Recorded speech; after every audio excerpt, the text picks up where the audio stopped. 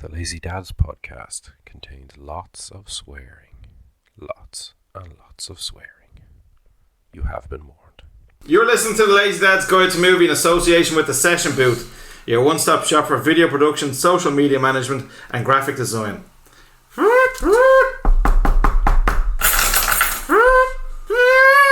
Derek!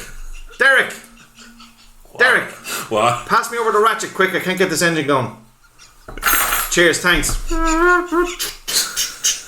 Derek, pass me over the hammer, quick. The hammer, quickly. This thing is nearly ready to go. I just need to give it a... Derek, pass me over a jingle. It's our team song here. Lazy dad, lazy dad, lazy dad, lazy dad. Oh my god. That's 1 out of 10. Your lack of enthusiasm for the ad was good enough. Okay.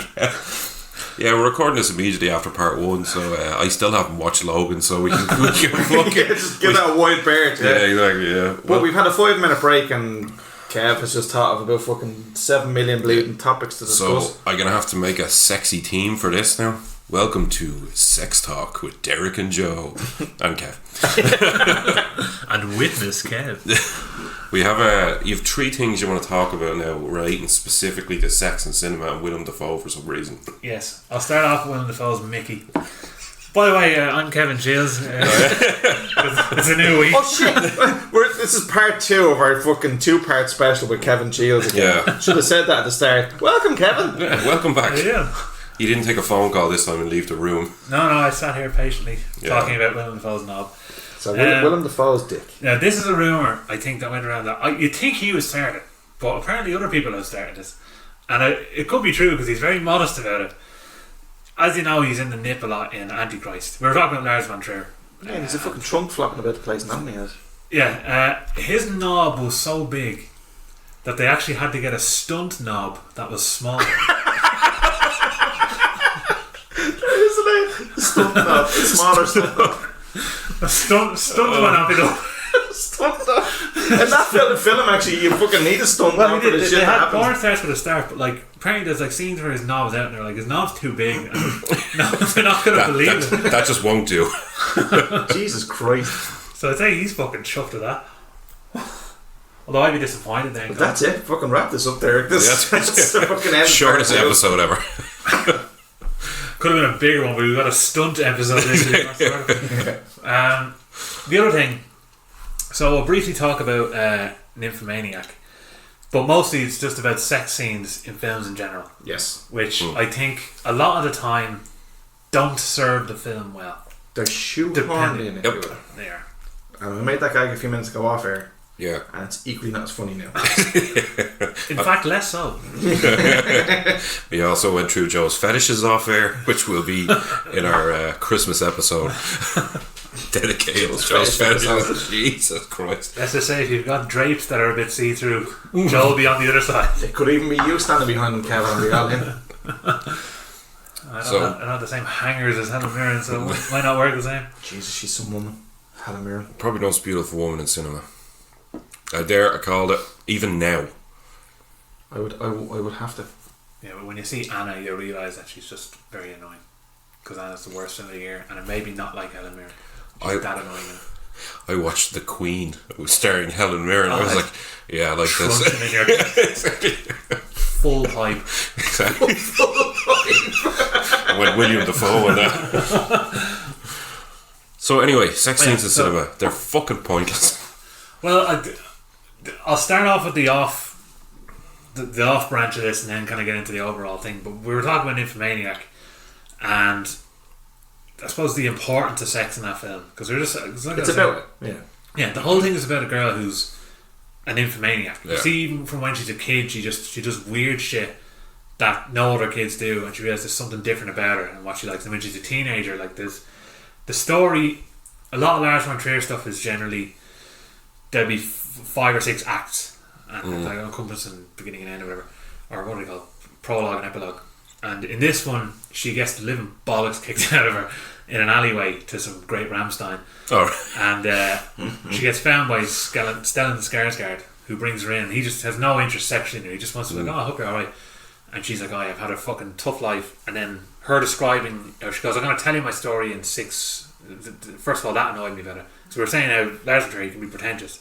Now, it can be. Well, he is he's 100% all the way through, is. top to bottom, pretentious wanker. He is somebody who you wouldn't enjoy a point with. The Quentin Tarantino of cinema, if you will. No, there. Ignore that. Especially when I re-listen to this episode, I'm going to just block that out. but some of the things he films are irresistible to watch. Like, you have to watch them. I think he's a very good filmmaker, especially considering he does a lot of his stuff in really unusual ways. He's very creative. I think he's a goon.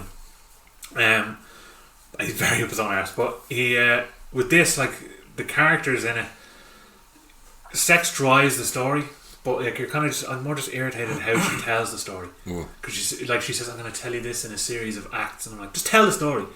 But like one of the reasons she tells the story is like there's a stain on a wall that kind of looks like a gun. She's like, and that's how I get to this part of the story. And so all that stuff wrecks my head, but the actual chapters of the story are all brilliant. It's the overarching story that I just find the wraparound kind of piece, But each story, like, I think is very clever and really well done. Like, one of them's crazy. Like, her and her friend get on a train to Germany, I think, and they basically say, like, alright, we're going to see how many people we can fuck by the end of this train journey. Whoever wins gets a bag of sweets. And that's just their plan. It's like, they're like 4-hour train, they're just fucking everyone they can. It's like mad stories, but sex is such an important driving force, man, and it's graphic as well. If you see the uncut and the director's cut, you saw the theatrical version, the Netflix version, yeah. They're about 2 hours each. I think the director's cut, they're 2.5 hours each, so it's about an hour longer. And it's full explicit sex throughout the whole thing. If it was any other film, which is what will lead me into what I was talking about initially, it wouldn't work for me at all. But the fact that this is the whole film is about sex and you're seeing it in a graphic, ugly way, and this could actually segue me into Climax in a minute as well, because Gaspar Noé made a movie called Love, which I hated, but the whole movie was basically full of explicit sex as well, but he did it to show how great it is, and how, like, they're having a terrible breakup and everything's going wrong for this guy, but the only time they're happy is when they're all having sex. So it's like the opposite film in Nymphomaniac. Nymphomaniac made sex look like it was the worst thing ever and it's going to destroy your life. Whereas Love was like, look, the only thing you have in life is sex. It's the best thing ever. So they're a good film to watch together and get really angry about. Although, or I'll get on to Climax in a minute. My point is, with Nymphomaniac, sex is the driving force, but other movies, it just comes out of fucking nowhere and can ruin them. I fully agree with you. And, like, Die Hard doesn't have a sex scene. Yeah, it doesn't need one. The Thing doesn't have a sex scene. Again, doesn't need one. Maybe The Thing, when it's assimilating it, it's actually having sex to you and you don't know. Yeah, but it's not like, you know, what's a film I watched there recently and I broke into a sex scene just like that. When I say recently, it could have been the last fucking 10 years. I've watched 3 films. One of 10 films. Exactly. Yeah. No, it goes into. I hate that, and I can't think of a very specific example where you're just saying there, like, it stops the action for a sex scene. Yeah. Now, you raised a good one that actually works, the Terminator. Because that sex scene is John Connor. But I would argue that the film has already kind of slowed down at that point, so it kind of fits in. But you know, like. Oh, another great one actually. Go on, sorry. You know, and again, I made another one, Don't Look Now, where it is kind of slow anyway, and it segues into the sex scene where they're getting dressed. And I'm saying, you don't want to watch them get dressed, you don't want to watch them have sex, but juxtaposed together, it's a brilliant scene, really well done, blah blah. It doesn't read a lot more into it doing that as well, yeah. Yeah, it gives an idea of the characterization. It doesn't drive the fucking plot forward in any way, shape or form, but it does give a good characterization to these two characters who lost their daughter or whatever. But I'm really struggling to think of an example here where it just breaks into a sex scene out of nowhere for no fucking reason. It's actually hard to think of, but I feel like I've got a million in my head. Exactly, yeah. One good one that makes sense is Life Force. You've seen Life Force? I haven't seen Life Force. You never saw Life Force? Ah, no, that's on your shame list. Someone has been giving it to me for it before. Fuck me. I got a fucking 45-minute bollocking outside the Horizon about 2 years ago. One of the lads, shit-faced, roaring at me going, "You haven't seen Life Force, it's so stupid and brilliant." And I was just like, alright, I'll watch it tonight. It's stupid, brilliant, shocking and exciting in equal measure. You haven't seen Logan? What? You saw Life Force, did you? I haven't seen it, no. It's on my list of shit. Christ, Patrick Stewart kisses a guy and then gets assimilated. Well, that's that round. Yeah, you destroy the film for me. No, that should make us go, right, that's the next fucking film I watch. Well, you should have just said lesbian space vampires. That would have fucking solved You've it. already known and you haven't watched it. I know, but he didn't. Exactly, yeah. I just watched the trailer and read the thing on Wikipedia, it'd be fine. No. Jesus Christ. Physical pain here now. But now, like, again, it's hard to come up with examples. Now, I think MacGruber took the piss out of it really well. I haven't seen MacGruber. I haven't seen it, no. That is probably the best spoof movie that's come out in years. And it's just a piss take on a lot of these action movies, but it's Will Forte is hilarious anyway. But I won't say what the sex scene is, but just watch it and it'll have you pissing yourself. It just rips into all those the sex scene. And I just thought another good one is True Romance. The sex scene they have in that. It's the start, man. Oh yeah, that's after she gets the shit kicked out of her by... No. This is at the start when they first meet, and then that's when she realises she doesn't want to fucking be a hooker and she wants to, like, so it works in those aspects because that's the kind of movie. But when you're watching like comedy, it can work.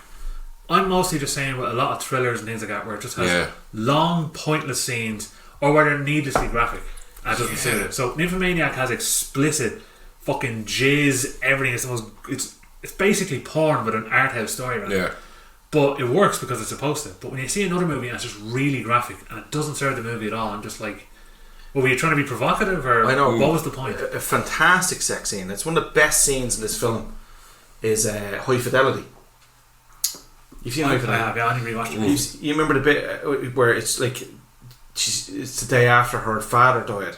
Oh, she's in the car with John Cusack and the only thing she just wants to feel alive, like the two of them, like, you know. And it's just this it's a really lovely scene because the two of them realise that they really do feel free, and she's come together, like, and it's again, that's kind of the point of that it's film. Funny, we're giving out about sex scenes and all of a sudden it's justified. No, I think sex scenes. We're just like the Terminator one is perfect because it's exactly what we're talking about that we hate, but it works in the film. Yeah, you know. And again, if that came out of nowhere, I probably wouldn't like it as much. And not even the fact that he's John Connor's father or whatever. The fact is, the film had slowed down at that point to the point where they kind of feel like they're safe. Yeah. And then they're like, we're comfortable here. Let's do this.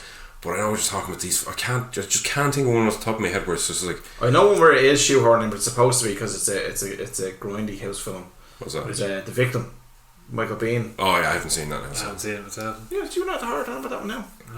I was at the hard time, but I went to see Aliens. Right, that was a great hard time that year. Friend of the show. Really? Unfortunately, yeah.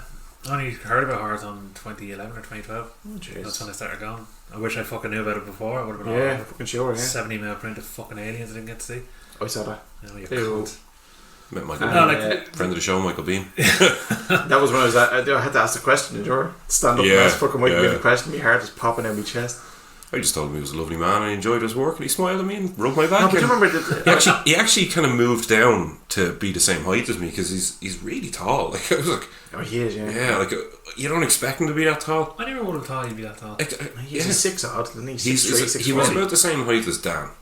Dan's just 6'3", isn't he? 6'4". No, he wouldn't be quite that tall. Maybe 6'2" or something. Right. But like I'm 5'11" and he was kind of towering over me. I was like, I wasn't expecting to be that tall. You'd be grand with him, actually. Yeah, I'll make him feel small and unworthy. Exactly, yeah. You cannot make fucking Hicks feel unworthy. He made me feel so good. With the point you were saying there is like obviously we're coming up with loads of really good examples. And I just thought of another one there. I don't know if either of you have seen Zack and Miri make a porno. Oh, we're yes, right. The whole film in that is just full of mad, crazy sex, but the one really passionate, real sex scene. It's really well done, actually. Yeah. Yeah, that was brilliantly done, and especially in the context of the movie. Yeah. Derek was that. My oh yeah, you do a similar look. Yeah, I get that. You just need to stop being funny and get a stupid haircut and you'll be grand. Exactly. Yeah. No, with what I'm talking about is just sex scenes that feel pointless, that don't really drive the story. We haven't thought of one yet, though. I'm trying to think. I know it's annoying me, but I know them in my head. I'm racking every Michael Bay film I could think of, but he actually doesn't put sex scenes in his films. No, because everything is 12s for him. All his films are 12s. Well, most of them are actually alright. It's just the Transformers are 12s. Well, Michael Bay stuff, Armageddon, that's 12s. Well, Armageddon 12s, yeah. What other stuff Michael Bay did that's alright? What's it called? The Rock. Mr. Good Speed. Pain and Gain, 12 Soldiers. Is that what it's called? Pain and Gain I enjoyed. It took me a while to adjust. As I watched it, I wasn't too mad because I noticed so much mistakes, and I was annoyed that it was like, it's 95 and I saw a GameCube controller. I was like, for fuck's sake. But also it's kind of... But yeah, he watched Captain Marvel, fucking blockbuster video. Fucking hate that too. Yeah, because at least they had Be consistent, Kevin. Jesus. They fucking... what's the crack? I'm actually trying to think of a show. They were trying to be serious, but also trying to be funny. Yeah. Gross out and then grim, and none of it really gelled together, but it is fun. I'm annoyed at myself that I can't think of a sex scene. Yeah. Boys Wide Shut. Oh, that's supposed to be orgies. It's supposed to be orgies. Yeah. But no, like... I feel like I've seen hundreds of them. I have, and I was thinking of them all a minute ago, but I can't think of them now. Well, think of the 80s, lads. 80s action films. They have any of them? Not really. No, not even Commando. No, Commando hasn't... There's no... Commando's just fucking killing everybody. Well, that's Predator, obviously. No, definitely not. Although there's lots of fucking homosexual... It tends to happen in a lot of 70s tension in films. it. Fuck. Top Gun. You Oh, take yeah, my Top Gun breath has a away. ridiculous fucking sex scene. Take my breath away. That's probably the worst. Well, Hands down. Top Gun is a terrible film. Get out of my house. No, and the trailer I want to see the new one. does nothing for me except the airplane scenes with class. Well, Tom Cruise in it, I'm going to say. You can't be my wingman any day. It's irritating that I can't think off the top of my head. Yeah, I'm exactly the same. I'm thinking more of examples of films where it's really graphic and could have done without, which I was talking before, which started this Caligula is a movie, well, Caligula for a start, but I'll quickly talk about this one, Thriller. They call her One Eye. Oh yeah. That's the cut name for it. Alright. So Thriller, they call her One Eye, and it's a girl with a black eye patch, and that's what inspired Ellie Driver in Kill Bill. Oh, yeah. But the uncut version of it is called Thriller, A Cruel Picture. And I was just saying to him, there's something they did in it where there's a scene where a girl gets a scalpel through the eye. Oh, yeah, I heard you say that. And what they did was they had This is insane. Yeah. some girl who died in a car crash before that. Her parents gave permission to the filmmakers to do her up with makeup Yeah. and stab her eye for real. So when you see the movie, you see a scalpel going through it, all this gel squirting out of it. But it's fucking heinous. But like, I remember thinking, like, this is a ballsy film. But like, a girl gets sold into prostitution. She becomes mute after being sexually assaulted as a kid, which is illustrated by like some weird guy who has this black tar coming out of his mouth walking up to her. But the movie anyway, she becomes a prostitute. There's all these scenes that they had porn stars doing real sex. Now obviously it adds to the grimy grindhouse feel, because it's like you're seeing real sex and you know that a lot of it would probably be rape and it's prostitution, and it just makes it gritty.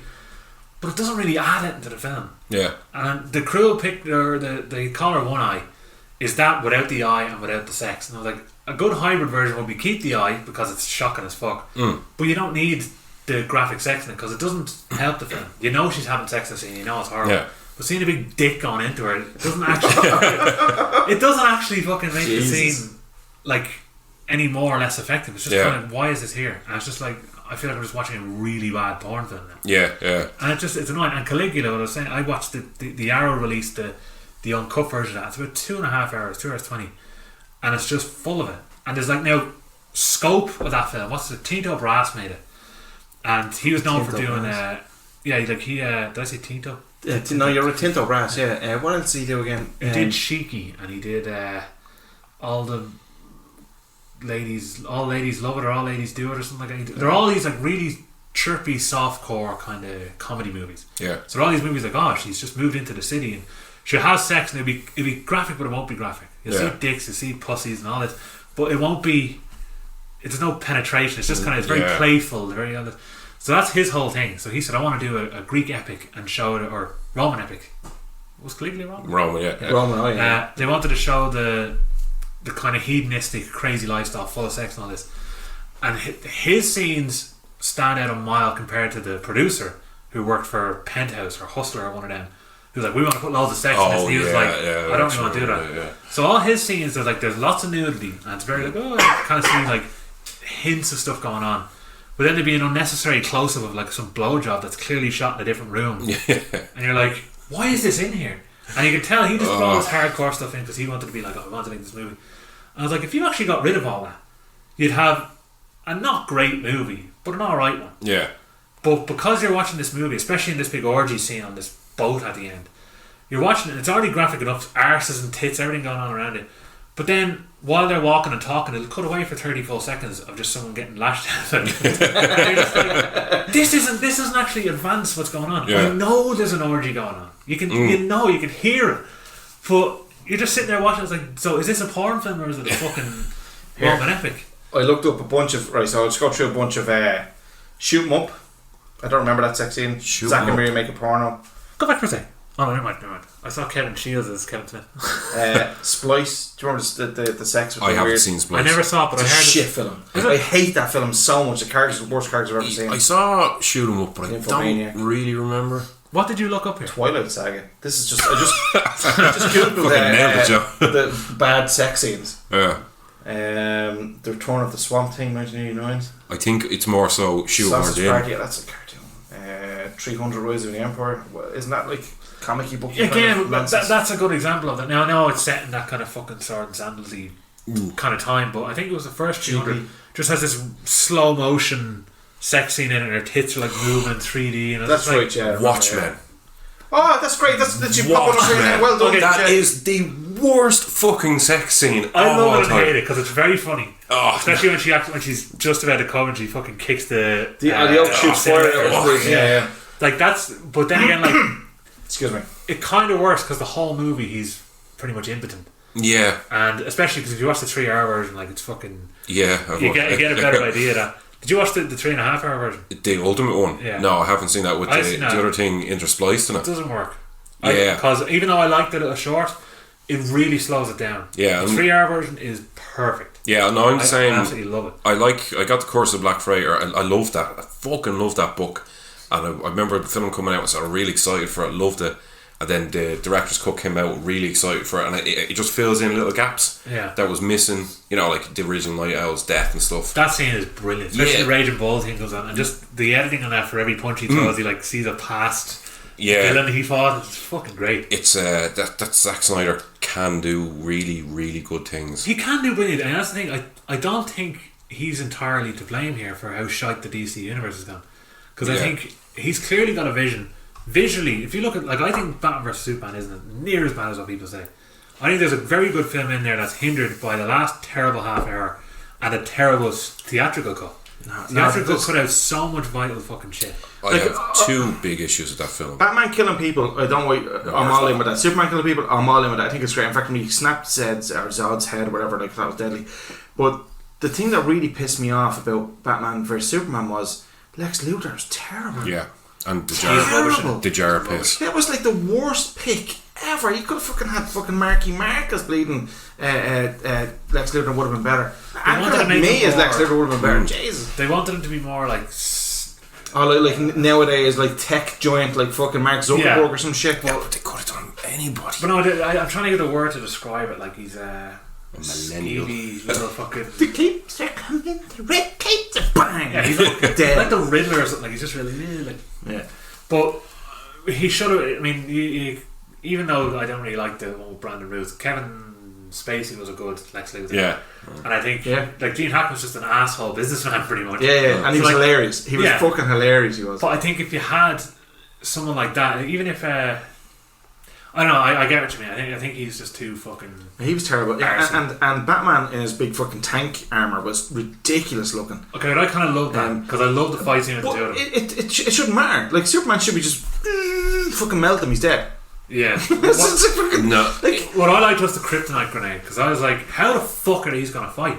Yeah. But the fact he shoots, like Superman casts it thinking he's the shit and just explodes this kryptonite mist in his face, and he's basically Batman's level. I thought that was a brilliant way to make them actually be able to fight. Like if you watch if you read the Dark Knight Returns, where that came from, the fight scene in that between Batman and Superman is done brilliantly. Batman has his armor and he plugs himself into the power supply of the city, and basically takes all the power supply of the city and makes himself more powerful. And like he's got green. Sounds ridiculous. No, I'm fucking telling you. No. Just plug in. No, but you. It is the city when power you, supply. No, but when you put it in the context, right here. no, when you put it in the context of a comic book, it works. Yeah. You know what I mean? It doesn't work so well on screen. And then a jar of piss and the infamous Martha. Who's Martha? Yeah, so Both our mother's names are Martha. Yeah. Yeah. Why did you say that name? Just like Yeah. To make them become friends, the fact that their parents have the same fucking name. It should have been a common enemy that brought them together. That's what should have been. And that's what it was supposed to be, but what's the name? Doom, or what's the fucking Doomsday. Don't see all that I hated, because it's just been... Now, it took what I hated about Man of Steel and combined it to an island and made sense. Although, like, it's weird, right? I hate about Man of Steel. I didn't like Man of Steel at all. I thought the first hour was great because I was like, I'm really learning about the character, and I think he's a good. I actually really like Henry Cavill in general. I agree. As a Superman, and at that scene, actually, is it that one where he's like, they have him in handcuffs, and he goes, "Look, I'm here because I want to be here." And what do you mean? Yeah, I thought it was deadly. The first 20 minutes on Krypton. I thought that was fucking deadly. Yeah, I was like, because I think Russell Crowe was quite good as well. Yeah, I wanted to see 2 hours of this shit. You know what I mean? But like when he gets to Earth, like, see what pissed me off. Now, some people have argued this. I don't quite agree with them, but they're saying the fact that he's so nonchalant about all the chaos going on around him, like, well, he's an alien, he doesn't understand.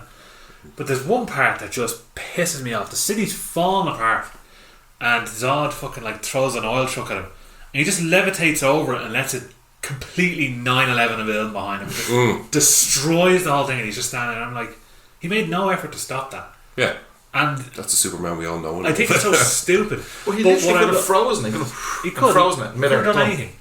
But instead he just levitates over. That's why Superman. That's why I get lost in Superman. I think he looked great, Henry Cavill. He looks the business, and I like the fact they tried to go into, like, make him depressed or to give him another edge or to make his character more, give his character more strength.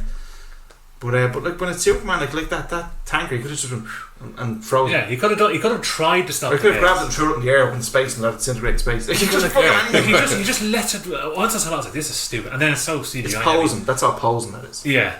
But what I thought was cool was the opening of Batman vs Superman was the wreckage of that and why Batman hates him. Yeah, because he's like, you fucking ruined. Oh, the that city. was great. Yeah, because you see fucking what's somebody else's legs destroyed. Bruce Wayne. Wayne Enterprise building collapsing down, a lot of his employees getting killed and shit. I thought that was cool. Yeah, that actually justified the film, in fairness. Yeah, and I don't know if you saw the theatrical cut, did you? I did see the theatrical cut. Yeah. No, hold on, I saw the Blu-ray version. Is the Blu-ray version? Probably director's cut. Right. Was it 3 hours? It was a long enough fucking film. Because the theatrical cut cuts out half an hour of vital stuff. The entire, the way Superman goes around like a detective, he goes to all these poor areas trying to find stuff out as Clark Kent. All that was cut out of it. There's loads of flashback scenes that cut out. All the violence is cut out as well. That scene where Batman kicks the shit out of him in the fucking room. Oh. That was the game. That was the fucking. Have you played like the Arkham Asylum? Yeah, I have. Yeah, that was the game. That's what I wanted. The way he's taking everyone out. He's using all his gadgets on them. Throwing boxes at them and shit. It's like, I've done all this. This is where Batman batters a lot of. I know that. I remember the scene. Yeah. I also love the dream sequence of the future where Batman has this big fucking duster on him and he goes over the machine gun. I like that, but he didn't fucking go anywhere. Yeah. You know what I mean? Like, it was like, it's a bit like the scene where it was a Wonder Woman that opens up the fucking laptop. That could have been filmed specifically to put in the trailer, that style over to make people go trailer. What's that? What's going on? But they could have done a more coherent story, right? So they have the Man of Steel, that's fine, and that shows the aftermath of that is why Batman hates Superman. Is that piss in a bottle? No, it's you don't serve Granny's fucking peach tea, or don't serve me piss and call it Granny's peach tea. It doesn't have any label on it. It has no label on it, and it could actually be piss in a bottle. Joe, it's the mystery bottle. I'm just more interested in what you were going to come out with there. Like, you don't serve Granny's peach tea. It's like, where's this fucking going? That's some sort of old fucking tale and everything. No, that's the bit in Superman or Batman vs Superman that the senator says to Lex Luthor or something, and then before the bomb goes off in the Senate, there's a jar of piss and it says Granny's peach tea on it. I went, oh no. Oh, that really stuck with me, that bit. Like, to use a jar of piss as a fucking plot point, just why? You know, you talk about pointless sex scenes, but yeah, there was so much pointless crap. Jars of piss. If they'd have taken Man of Steel with its flaws and all, showed the aftermath in Batman vs Superman, let them come together with a common enemy, as you say, make it Lex Luthor. You know, he's tone down the CGI as shit, though. Yeah, tone down all that shit. Have Batman be ultra violent. Have Superman be like Superman, just not giving a shit.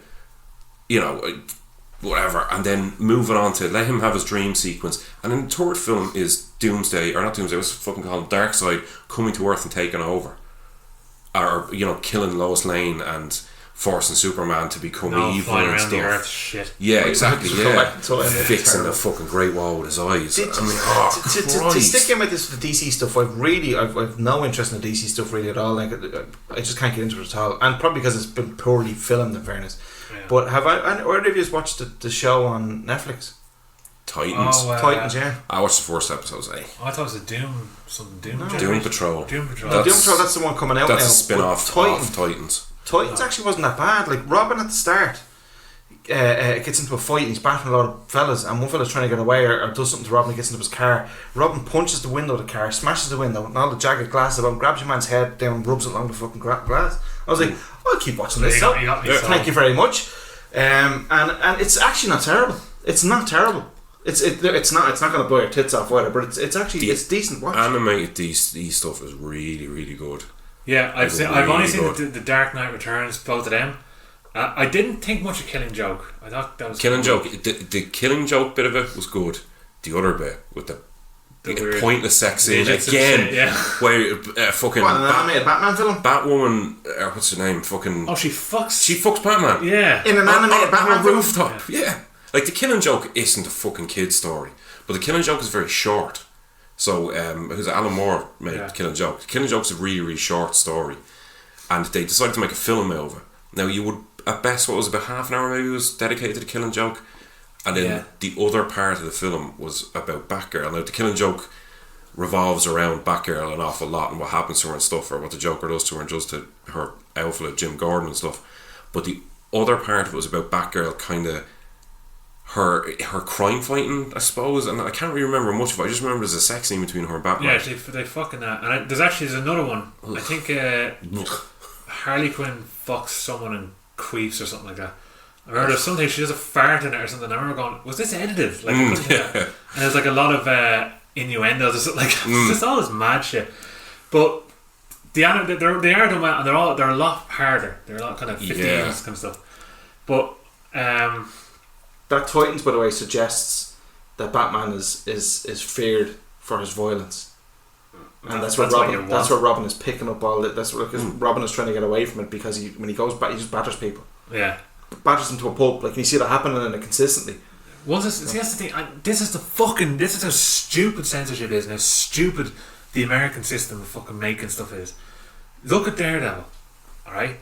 There's no nudity in that, and there's no swearing, but heinous violence. Remember fucking great. What's his face? Vincent D'Onofrio fucking smashed around the car door. Yeah. Till it decapitates him. Yeah. It's like, that's alright, but him saying fuck is too bad. Well, they were allowed one per for PG-13. I think you're allowed to say fuck once. I've seen sometimes get away with it twice, but I think it's context. It can't be sexual. Yeah. Or you can say fuck you, but like, or go fuck yourself. You can't say, oh, he fucked him or something like that. It has to be like fucking or whatever. Like, it has to be used in some way. What did I watch recently that was 12 and they had a fuck at the very start? I was only thinking of it there the other day. I said, oh, like, what the fuck is that? And that was like the only F word in the entire movie. And I was like, is that just to almost trick the audience and thinking like this is going to be a hard fucking here we edgy fucking movie, go. but then it's just like you never hear anything else about it. But what was I going to say? No, like, I don't like the way a lot of like that one. What was it called? Immortals? Is that what you call it? Titans, isn't it? Titans, yeah. Like, even though I'd probably enjoy the show, what annoys me is I always feel like there's a little lid on it somehow. If they're not able to swear and they're not able to do what they want, because even if it's really violent, I'm like, oh, he does swear in Titans. Yeah, that actually put me off. It was one of the selling points. Was one of the trailers. It's early on in the first episode. Robin beats up a load of guys, or he comes down and there's a load of guys standing there, and he says, "Where's Batman?" And Robin goes, "Fuck Batman." He doesn't like Batman at all. I know, and I didn't like that, and it put me off the show before I saw it. But I know that's something stupid. Stop being wrong about that. No, but I watched it. Shut up, you ball bag. Oh. I just thought of a good example of a stupid sex scene, and that also ties into my anger about fucking stupid censorship. Do you ever watch Sons of Anarchy? No. Right. I know it's supposed to be great, but I never get into it. Well, the first season is very good but unstructured. It's a bit all over the place, but it's quite good. It's almost like biker gang issue of the week kind of thing. So it's like, oh, we got to go after this gang because this monster of the week. Season 2 is very structured and brilliant. Season 3, there's weak points because there's a whole part up north in Belfast in it, and I was like, oh, because it had second unit. I remember hearing about that. But, like some of it was like not great. Some of it, like the ending of it's brilliant. Loads of it was good. Season 4, brilliant, absolutely top class. 5 not great, 6 quite good, 7 shite. I think that was the last one. Few last ones weren't great anyway. But so it's hard to recommend because there's great stuff there, but a lot of weak.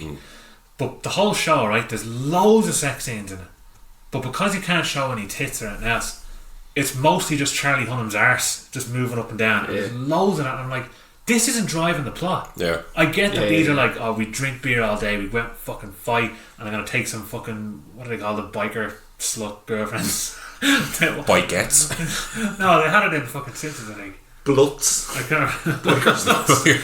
Blutz sounds like some German bike company. Drive a Blutz motorcycle. But no, it's that kind of thing. So it's just like, we know this is their lifestyle, but if you go over the 7 seasons or however many seasons, the amount of time dedicated to Charlie Hunnam's arse moving back and forth, like, I know he's having sex. I don't need to see. It's not actually motivating the plot at all. But also, I've an idea. I've something similar. But go on. No, something similar. That show has. How many minutes are we up and away? 35. We're 25 minutes talking about sex scenes. The brutal violence in that show. It started off as a bit fun, a lot of suggestive fucking castration, whatever. Some heinous rape in it as well. There's some violence. There's a part where someone gets like this. It's like this weird fork you use to hold a chicken when you're cutting it. Oh, the tub and prong one. Yeah. Someone gets that in the back of their head, and you see him push it forward, and you actually see the scalp kind of breaking apart and blood pissing out. I was like, this is 18's horror movie gore. But because they don't say fucking it, you don't see nipples, that's insane. It's fine. And sex being a natural thing in life. And brutal violence. Blood somebody's to death for a fucking... Yeah, but I think the sex being a natural thing in life counterpoints the it shoehorned in there. You know what I mean? Yeah. But I've another weird sex scene, and it's not that it's weird. It actually works in the plot as The Wire. Have you ever seen The Wire? I've seen 2 seasons of The Wire. I think it might be in the 2nd season where the Lieutenant Daniels gets together with the DA, and it's kind of hinted at in the background that these two are going to get together. And next thing they do get together, and it's shown in a sex scene, which is literally your man lying on top of her with his fucking most perfectly sculpted arse I've ever fucking seen. I kind of went, oh no. You've never seen my arse. You're changing. Exactly. No, but it was like, I'm going through changes. But it was for about 10 seconds, and it was probably needless, but it does kind of advance the plot because it shows them two are finally together. But if they had every fucking 3 or 4 episodes of them in bed, you'd be like, yeah, I get it. Yeah, exactly. I know. Yeah. Like, Lads, it's just, that's the problem. We owe it to Mr. Hauer to talk about him. Rudger. At the very least. The hour of Hauer. The hour, well, we've already spent Rudger Hauer. We've spent 12 minutes talking the half hour of Hauer. Rudger Hauer. I was actually genuinely upset to see him die. Or to hear him die. Oh, you were there? To hear him die. Goodbye, Joe. To make the bubbles stop. Exactly. He done it at his own personalised fucking... Get Joe on the phone. That was brutal. But I was they buried him with Guinness foam on his nose. Yeah, it was big poxy, but it was just, we were obviously talking about like going back to Blade Runner. I remember one of the things that used to annoy me about Blade Runner was how he was running through the building at the end. He was doing all this weird kind of running. Yeah, I love all that. But it was him because he was going mad. Like he was he was physically breaking down, and if he was physically breaking down, he was actually breaking down himself. So fucking Daryl Hannah going fucking mad, like, you know. You know when it's like it becomes a full blown 9 Inch Nails video of madness when she hits off the wall and she starts like shutting down and it's like sparks. Oh, that's when he shoots her. Yeah, and she's fucking. No, this started fucking mental. Yeah. It's the same kind of thing, but he's kind of, even how he's like acting, he's like turning his head and he's looking up and he's going on mad. Yeah, but like that whole fucking thing is brilliant. What he says is brilliant. But, oh yeah, his what was it, monologue, isn't it? Yeah. But he for a face he's amazing. But he played one of my most favourite baddies in Nighthawks. Yeah, I still haven't watched it. You haven't seen Nighthawks? I was expecting you to go, yeah, Joe, that's fucking amazing. And I'd say, Derek hasn't seen Nighthawks yet. And we'd be like, Derek, where have you seen Nighthawks yet? And they'd be like, drop you, Bob. That's exactly what I was going to say. I know it, and he's right, because Nighthawks is phenomenal. I've been put off knowing I'll never see it uncut though. That always kind of hurts. That is a piss, and not the correct soundtrack as well, as Ed rightly points out, that every release of it doesn't have the right soundtrack. The disco scene is weird with the soundtrack that's on it now, and it does make it feel weird. But you love fucking New York. And Yeah, no, 70s that's New what I've York, been meaning to watch and for it's years. gritty as fucking. Stallone and Billy D. Williams together, like it's Stallone and Billy D. Williams as detectives in New York. Not only do they look fly as fuck, but they're walking around like Poughkeepsie and shit, and they're fucking like, you know, walking through these dive streets in fucking New York trying to sort shit out and everything. Then this fucking terrorist bomber starts attacking New York, and they have to go after him. And it's Rutger Hauer, and it's like really nasty Rutger Hauer. Oh, it's class. I've So been class. meaning to see it for fucking so long. I was actually going to ask you, would you classify, because I was convinced you would have saw it, I said, would you classify Nighthawks as one of your 70s crime dramas? That was one of the questions I was going to ask, and I was hoping to get a conversation going about it, but now that you haven't seen it, we can't get a conversation going about it. That's all your fault. Speaking of bad guys, he played one of cinema's greatest bad guys. The Hitcher? Hitcher, you know. Oh yeah. Fucking What incredible a film. what a And fucking I'm still film. waiting for those fuckers at Arrow to release. Why? They released a book. They Like, released a book with savage artwork, and they've always been teasing it. I'm like, Yeah. I need to fucking get a copy. it's like whenever Arrow releases them, they say, join us this Friday for new releases, and I'd be all like, great Friday. I'd be looking on Facebook waiting for it to pop in, and when it comes in, I'd go to scroll through like the new release and see a UK US title, fucking whatever it might be, Big Trouble in China, and then as I'm scrolling down, I see the Hitcher pop on. I'm like, oh, it's a book! For fuck's sake! So they've gotten some kind of rights to Hitcher. Maybe they're just I'm doing it. certain they had the rights, and they're just waiting to probably get stuff. Because as far as I'm concerned, they probably have what they want mapped out until like a couple of years ahead. If it'd be a good business plan. But I'd say the only time they announce it is when they're like, okay, we have some extras set up, we have a transfer finished. I'd say they could buy the rights to the Hitcher 3 years ago. Yeah. But they're still working on perfecting it and getting a good edition now. I've often wondered, was there ever a scene filmed where the body gets split in half in the truck and the trailer? I don't know. There isn't a remake. I don't know if you saw the remake. That's No, I didn't see a remake. The remake is... If I hadn't seen The Hitcher, I probably would think it's quite good. Yeah. But it's It's a scene for a scene. It sounds like a scene for a a scene. lot of it is, but they changed gender. Because a lot Oh, the Hitcher's a female? No, Sean Bean plays the Hitcher. Yeah, but the guy, it's the guy That's not bad, who actually. gets Yeah. pulled. Sean Bean's the Hitcher. Yeah, Sean Bean's alright. I like your man in it, the guy who plays the cop. He's actually in 1922 as well. I don't know his name. Not Tim Blake Nelson, is it? No, he plays the cop. He actually, he doesn't. The storyline doesn't go the same way. You know, the cop in the original one kind of just doesn't believe him, and then starts to believe him, etc., etc. It doesn't follow the same kind of path. And it's your woman, as you were saying, it's role reversals, but they're together from the start, as opposed to the Hitcher where he just kind of meets her. Yeah, that's what I was like. They're like college couple who are around LA. I think even how they get rid of him, like it's not the same. I don't really buy Sean Bean in it, but like even though I like him, but what I thought, like, see what got me wanting to see it the first was Closer by 9 Inch Nails is using it, and I thought, geez, I haven't heard that in a movie. Like this would be deadly. It's used in the worst way. What scene is that? Because you know the car chase where like he's like shooting at them with a shotgun. Oh yeah. All these cars are getting skid off the road and all. It's like an action scene, but it has this like weird, slow, groovy, odd, sex-themed song playing over it. And I'm like, I love the song, but why is it in this scene? Like it just feels wrong.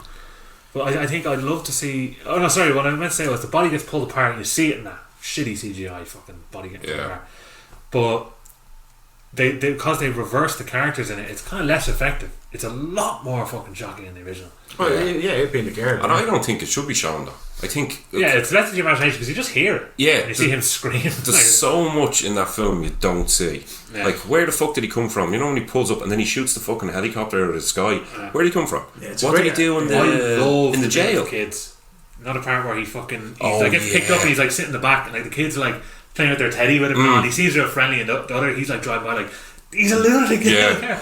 And then like he just finds the abandoned station wagon and there's just blood all over it. Like what did he fucking do? Like you know he's not the kind who's like the kids got away. You can tell he fucking butchered them. Like but when he wakes up in the police station and they're all dead, I have no idea what happened. And just it's great. It hints at a supernatural element to him. That's it. They show that in the fucking remake as well. I think it's Sean Bean going around. There's like one thing that makes for a really cool poster. I'm pretty sure it was the poster for Hitcher where it's fucking Rutger Hauer kind of looking back on the shotgun. No, I love that. That is an amazing picture. Yeah. But no, this is for the other one. It's actually quite a cool image, but again, it doesn't seem to work. But like your one is sitting in it's two-way glass. She's like waiting in an interrogation room, and the cops in there get killed by Sean Bean. There's blood all over the glass, and like where she's sitting, there's like blood running down her face.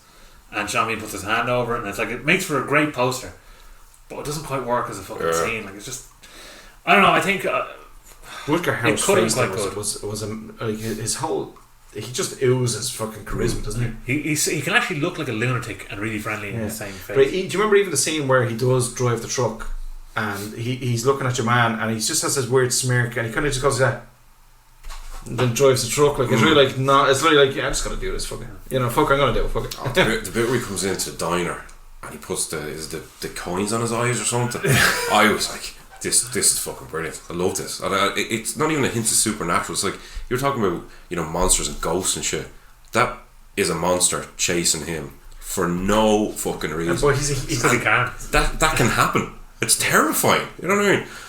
It's class. I always find it to be a disturbing reason in movies. When someone does something, they're like, why did you do that? It's like, because I can. Yeah. Like, they're not doing it because it's like, oh, he fucking killed my family. Or it's like, oh, I grew up twisted. It's like, no, I can do this. That's what he says. I'm going to kill you. That's what for no reason. Johnny Cash said, like, about kill a man in Reno just because I can. It's like, why would a man? What's the worst reason a man could kill another man? Is the worst reason is just because he can. Yeah. And there's no other reason behind it. Like, it's just fuck. I'm just gonna do you in because I can. He was really good in as well. I think he's a bit underrated. Is Batman Begins, where he plays the head of Wayne, fucking CEO Wayne. I actually don't remember a minute. Rutger Hauer's in it. Rutger Hauer's in it, and he seems to be this real kind of.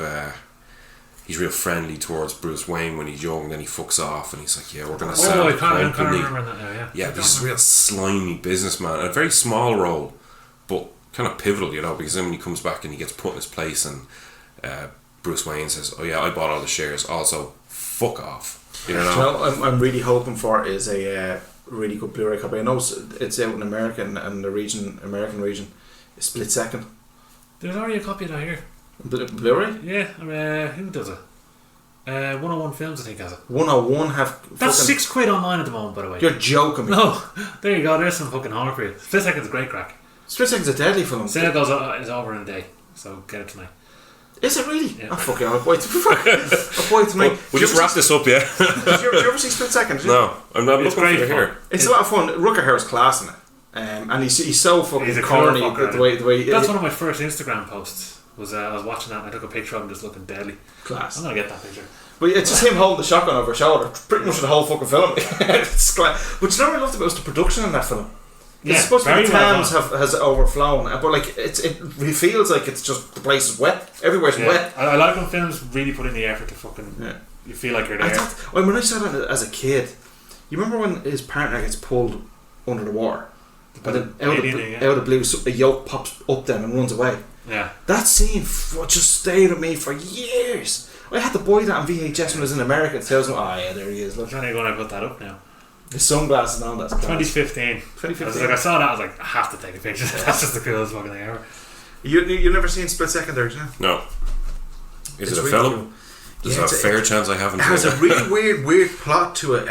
Rutger Hauer is like this really cool, cheesy character. His partner is the typical kind of like straight-laced, non-experienced. He's good at detective work, but not good in the field kind of character. And then there's this fucking monster in the background that's sending them heartbeats that keep fucking beating and all weird shit. Like it's full of, but it's really cool. The production's deadly, and Rutger Hauer's fucking class in it.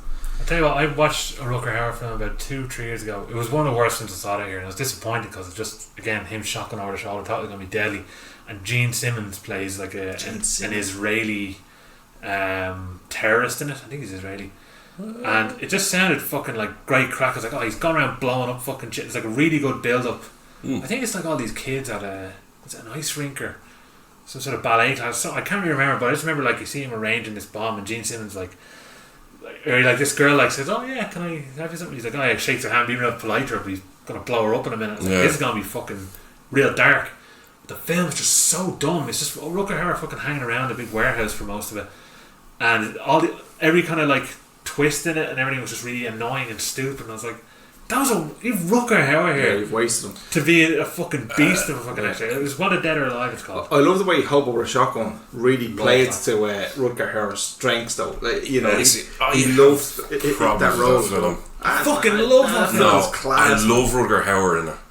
Something about the way it's shot just puts me off it. It's a growing. I love how it's shot. No, you know what? That was what I loved about that film. We were talking about the likes of Stranger Things are very dicking you down the throat with how fucking 80s it is. This, you only realise it's 80s when you see there's like VHS tapes in the shop. Yeah. There's no indication of what year it is. It just feels like any time where you're like, oh, it's the 80s. It just clicks with you then. And that's one thing I loved about it. But I love the look of it. I love how dark it is. Yeah, don't get me wrong. Rough in certain parts. Like, I don't actively hate it. Do you know what I mean? It's just I watched it. I was like, I know what you mean. It's alright. It's I'm a big fan of it. I have it at home on Blu-ray now, but a lovely slipcover actually. I got that on Blu-ray for $1.49 in deals. Oh, it was in deals for a while, wasn't it? Did you get a slipcover? I don't think I got the slip on it. Oh, you're a man for no slipcover, hey? When you wake up tomorrow with no slipcover or fingers, you know what? Just that one too. So I could rob all your Blu-rays, but I just take the one slipcover. The one slipcover. And flesh. Did you? that would really piss him off if you just took one, one slip. It would be for the whole time. Dog ear all the books in the air. I know I had a slipcover on that for years. I know I had a slipcover. Did you? Or do you like Blind Fury? I never watched it. I heard it's good crap though. It's just fun. It's pure fun. Did you see the state of that cinema cover though? Or It's real goofy. He's holding the fucking sword like as if he swung it around. It's like it's not like that at all. Apparently, it's not even that much of a comedy, but it's not a comedy. They make it look like a comedy. Yeah. That typical 80s like fucking Turner and Hooch fucking just kind of fucking partners. Yeah. Back to back. I had two movies that I wanted to see for years that I wanted to, or that I want to get that he did. There's one called Wedlock. Or Deadlock. It has two names. I'll look it up now. But it's like he's sent to a prison. I love futuristic prison movies. I look like Fortress and things like that. Fortress, yeah. With Christopher Lambert. Yeah. I'm talking about fucking needless sex scenes, fucking VR sex scene and that. Yeah, that's totally unnecessary.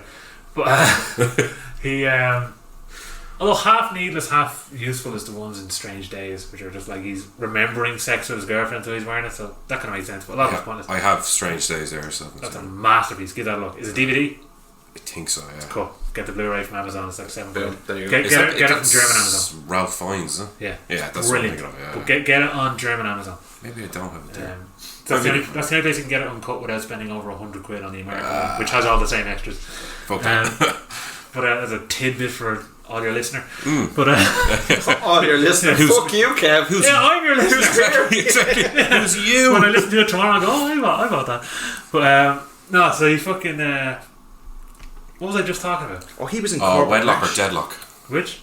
Rutger Hauer was in Corbin Nash. Oh god, I heard about it. I didn't watch it. Oh, that film is heinous. It's terrible. He's barely in Sisters Brothers. That was an odd one. I didn't see that one yet. I only forward seen that. But no, this one Wedlock. So it's that same kind of futuristic Fortress prison. Fortress is also a German Amazon uncut. The only place you can get it. Yeah.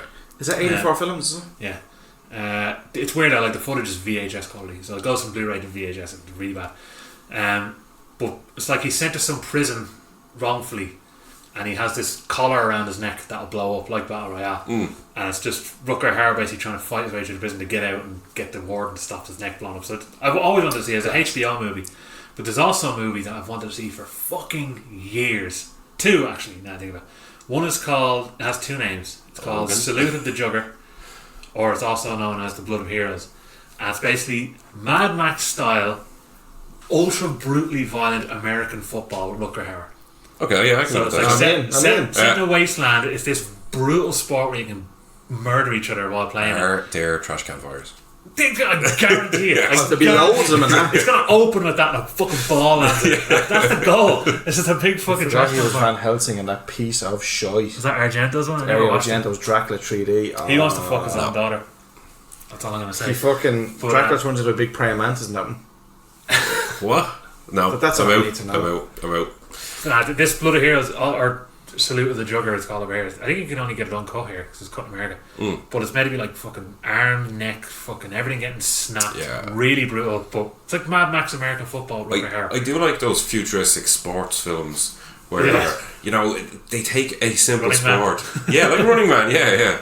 But it's like they take baseball, but they make a grenade. You know what I mean? it's Like always it's fucking something deadly. Yeah. Jeez, that make a good plot. Do you remember talking about like futuristic incarceration films? No Escape, Ray Liotta. Do you remember that? I watched it there a couple of years ago. Is it not? No.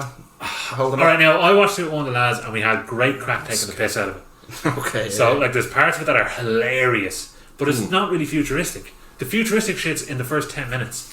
And then he's fucked off to they're an in a island. fucking island. Yeah, It's just Waterworld. It's all bleeding Stone Age stuff, isn't it? It's just Waterworld with land. Yeah. And it's just I think I've seen that. I can't remember now. It's not great. It's very weak, but there are some very funny bits. If you're having cans and watching it, yeah, sure, watch it as a fucking video dungeon shite night. But it's not like Fortress. I love Fortress anyway. I think it's just I love that kind of sci-fi. And it's really brutal. It's really violent too. Yeah. But the other Rutger Hauer one I've been meaning to see for years is Paul Verhoeven made it. It's called Flesh and Blood. I've heard did I of see that. Flesh and Blood? No, I haven't seen it. just got a Blu-ray there. Flesh and Blood's a real dirty film. Paul Rutger Hauer's class. Verhoeven is a very dirty man. Paul Verhoeven's a legend. Oh yeah, He's an absolutely. absolute yeah. hero, No, he RoboCop and Starship Troopers are just You heard the Total story? Recall. Total Recall. Showgirls. Showgirls. Obviously. Showgirls too. Showgirls is hilarious. It's actually fucking hilarious. Demented. But did you ever hear the story about Paul Verhoeven on the set of Starship Starship Troopers. Troopers. Yeah. Basic Instinct. He as well. Basic Instinct. That is a fucking terrible film. Oh I haven't seen it a god. long time, but I remember it being really brutal. Oh, I Like, remember. I remember stabbing some lad in the face with an ice pick, and it was fucking real vicious. Yeah, I was watching recently, like again, a good in the last 10 years, and I was like, oh, this is fucking rubbish. But RoboCop and Starship Troopers are so far ahead of their time. They still are. If they were made Still today, look great, yeah. if they were made today, they would still be ahead of their fucking Still look time. great. Starship Troopers still looks incredible. I haven't watched it in years, but I have the Blu-ray sitting there dying to be watched again. Slap it on, man. It's Brilliant class. film. It's Absolutely class. brilliant. And a terrible cast. Yeah, but it really Casper works. Van Dien. Casper, yeah. Casper Van Dien's, he's deadly and he's a nice But fella as well. I know, but he's never going to make it. No. No, And your one, what's her name? Denise Richards. Dr. Christmas Jones or whatever from Yeah. fucking thing. She is atrociously bad in everything I've ever Jake seen her Busey in. did it too, isn't he? Jake Yeah, Busey's Jake in is it, deadly. yeah. And fucking Krugen.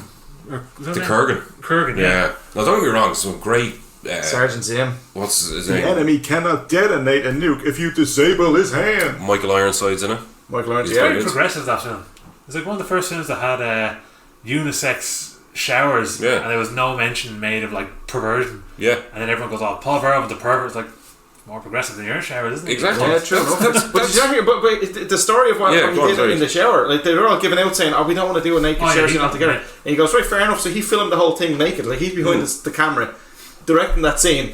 Fucking starkers, like you know, That's that's what I'm class. saying. He makes that film in 97, I think, 20 years ago. I think it's about that, yeah. And we're still not caught up with not his vision of the future, but again, if he made that today, it would still be as progressive as it was back then. Yeah. And even the propaganda and stuff, it's exactly the same as it is now, you know what I mean? Would you like to know more? Yeah.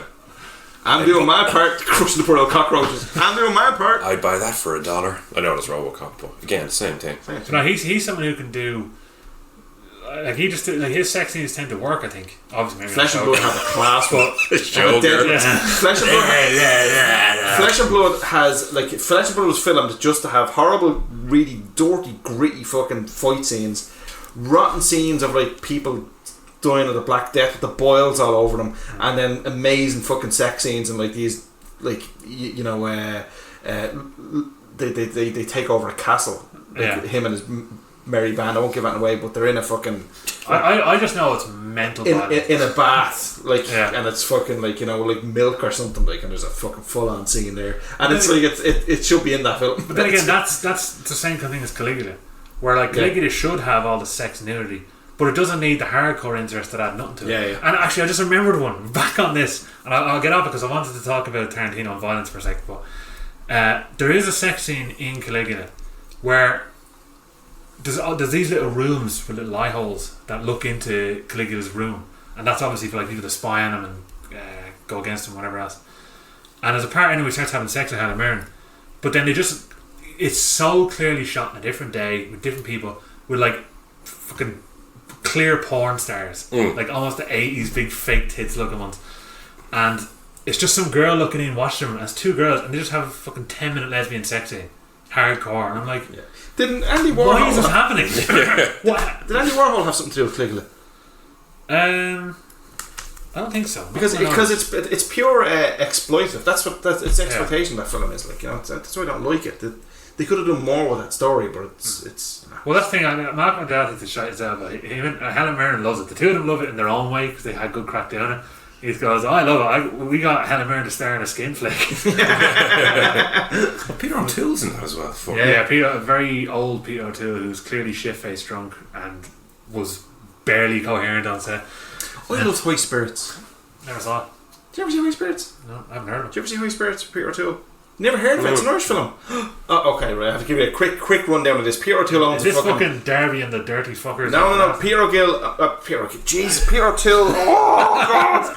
Peter O'Toole owns a hotel out in the countryside in Ireland somewhere, and he gets a bunch of American tourists led by Steve Guttenberg to show up and stay at the hotel. The hotel is haunted by all sorts of mad shit. These weird kind of demon nuns with yellow eyes and you can't see through their thing. Liam Neeson is a ghost to keep thin mesh over them that gets you off when you watch it. Liam Neeson is a ghost to keep showing up in the shower, fucking rubbing the women off under the shower. All sorts of mad shit. Mad shit. It's a comedy. It's a full-on comedy. It's hilarious. Okay. I thought you were saying like some Greek. And Peter O'Toole just walks around the whole thing, just holding a glass of wine for the whole fucking film, like, you know, actually drunk and wandered on drinking. set and they just added it in. Just class, absolutely class. It's a great film. High Spirits. Yeah, look that one up. High Spirits. I don't like it. Steve Guttenberg, Peter O'Toole, Liam Neeson, shower rubbings. Ireland. Yeah. Shower rubbings. Don't like it. Demon nuns. What? There's a bit in them where they put on a stage show where they have like a paper octopus doing all this, and then a real octopus shows up. What? Arrive to check in? Just go and fucking look at it. I hate Irish films. I also love the League of Extraordinary Gentlemen. I'm just going to say that now. I didn't like it. No, I saw one cinema and I thought it was okay. Dude, Sean Connery. Yeah, it's deadly, man. Oh no! That's a fucking class film. I love the car. I love Nemo. I love the Nautilus. I love what's it? Nina, not Nina. What's the Dracula's? Yeah, Nina Harker. Nina Harker in it. I love the man. I think they're all brilliant. The Invisible Man, the whole lot, everything class. I remember the effects being quite good at the time, but I remember I went to see it when I was younger, and then I saw it again with the lads in the cinema. I was like, I'm not into this at all. Yeah, not for me. Don't know why it came into my head, but I just need to say I love that film. Not for me. I'm very proud of liking that film because a lot of people don't like it. Good for you, ball bag. When I was saying, I should really defend Climax. No, there's no defence for that fucking film. There is, because you described it so shit. Unbelievably shit today as well. Like, I hate that film. Okay. I love the choreography, the dance. The opening dance scene is absolutely. First of all, I love the opening shot because it's just mental. Like, what the fuck even happened here? Then you have the characters introduce themselves, right? I hate that. I'm saying as you hate it. Where all the stuff all around it. Look at all the stuff I like. Aren't I cool? Fuck you, Gasper. I love that shot. That was my Facebook cover photo for a while. But no, I love that shot, and I love. Like, obviously, you're not really meant to like these characters. I mean, you like them if you're into dancing, maybe. But I was like, I don't like these characters, but I'm interested to see where this goes. You have the opening dancing, which is mind blowing, and then a lot of it is just them talking and getting to know each other. They're all kind of dickheads. Like, you don't like these characters. You're not really sitting there. They're all horrible. The only one you might like is Sophia Boutella, who is the choreographer. She's the one in Kingsman with the blades for feet. Oh yeah. So like she did a lot of the choreography in this, and it's like you kind of like her because you're used to her.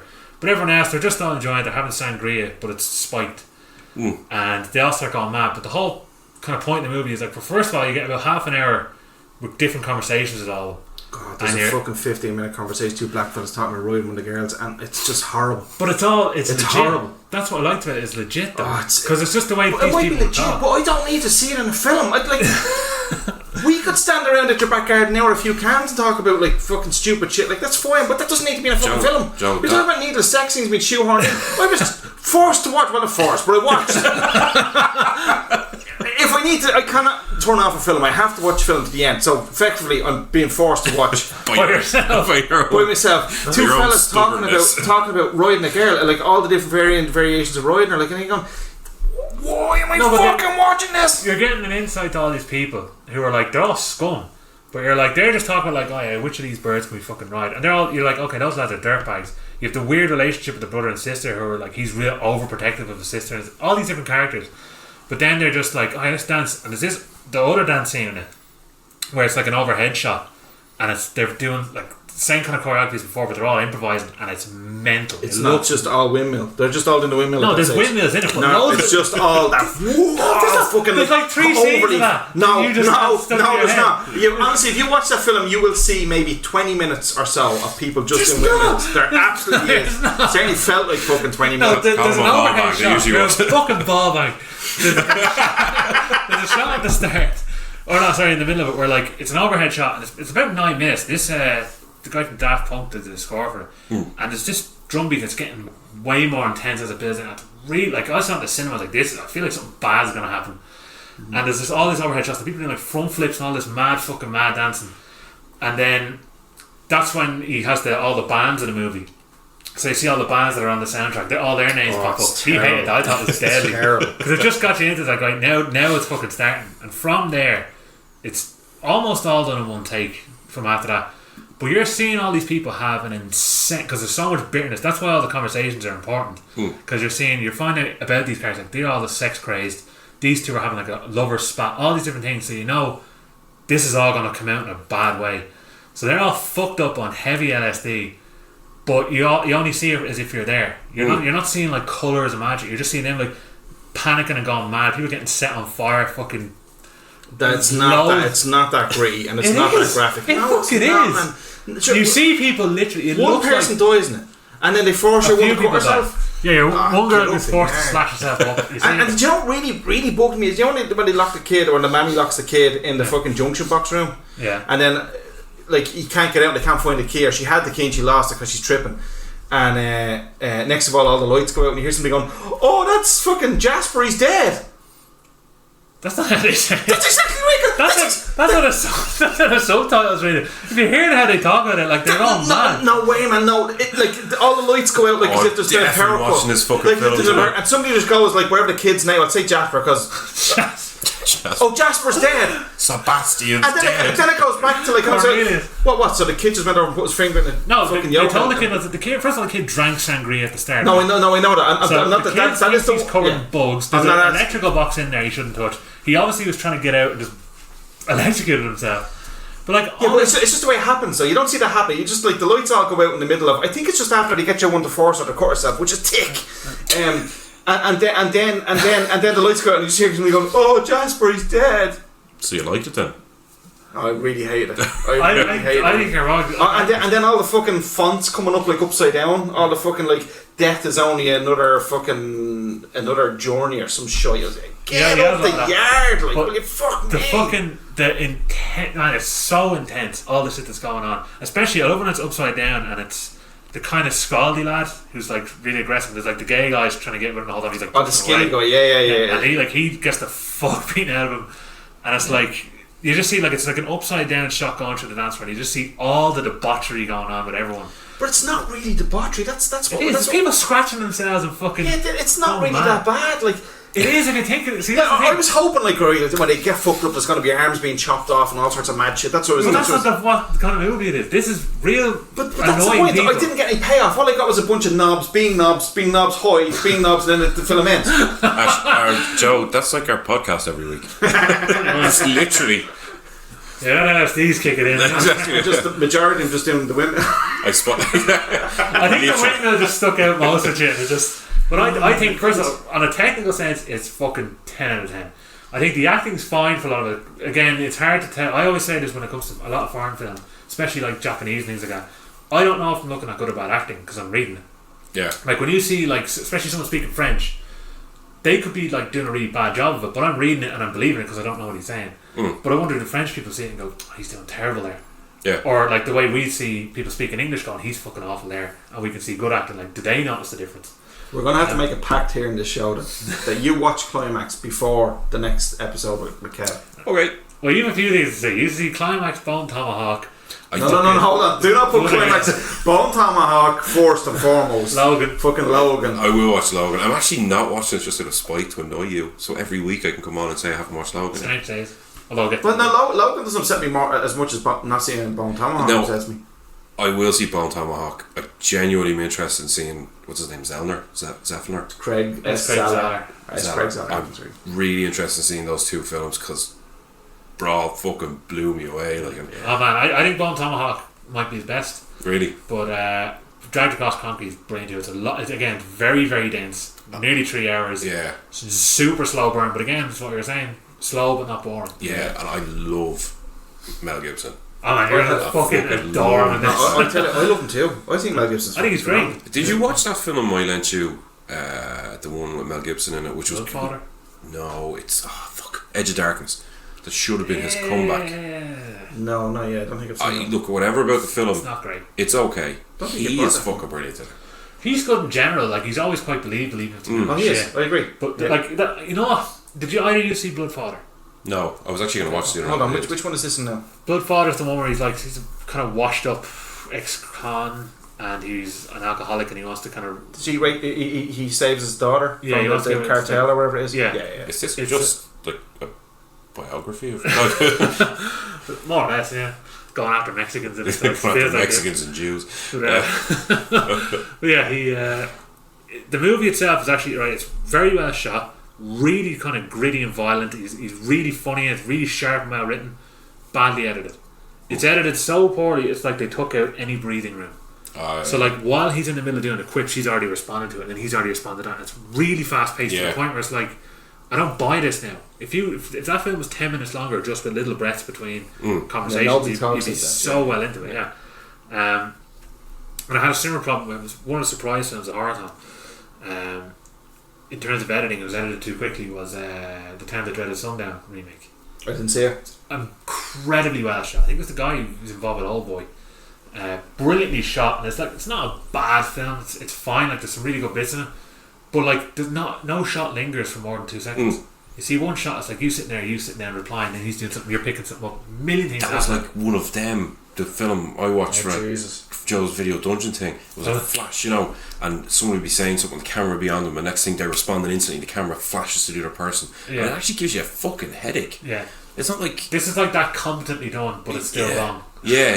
I don't like that. And like if you watch something like fast paced, I'm gonna say The Raid is fast paced. Yeah. Now it's not all jump cuts the whole fucking time. There's so much going on. It doesn't give you a headache because you're paying attention to it. But if you're sitting here with a camera, there's 3 of us sitting here now. I'm saying something. The camera's on me, and then it flashes to you as you respond. It flashes to Joe as he responds, or doesn't, for that matter, which is the problem with one of them. That's someone who's trying to edit and is learning. It was flashed to somebody who just be on there going, just not emoting. But the problem with this one is like every shot in it is immaculately well done. There's like amazing cinematography, but you get half a second to see it. Yeah. Now, and this is what made it more annoying for me was because the opening scene is a big long take of this girl like walking through the woods like crying, and then it goes over into this big drive-in cinema, and it goes through all the cars and all this. It's fucking amazing long take. And I was like, alright, this film is just gonna. I'm excited now to watch this. But then everything after that is like we're pressure for time. We have to cut this and that. There's a great scene where this girl gets killed in a car with a knife, and as he's slashing her, like the camera's revolving around the car, and there's blood splattering on all the windows, but it's cutting from every angle, so it's going this way, it cuts, it shows that car window being splattered. I can tell they probably just filmed that going around in a big slow tape, which would have been real grim and deadly, but they just chopped it up for speed and pace and just loads of stuff like that, and it's just irritating. The director should have fucking sorted it out, He might not have had the fucking what's the word control. Yeah. Wherewithal. But speaking of directors and violence, and this ties into what we were talking about last week in our grim topic of suicide, but it's Tarantino. Alright. And he was talking about violence there again, because everyone goes after about it. I love that clip of him from after he did Kill Bill, so why so much violence? And he goes, because it's so much fun. Yeah. And that's his thing, and people always go, so about the violence, and he just goes, the way I see it, it's a movie.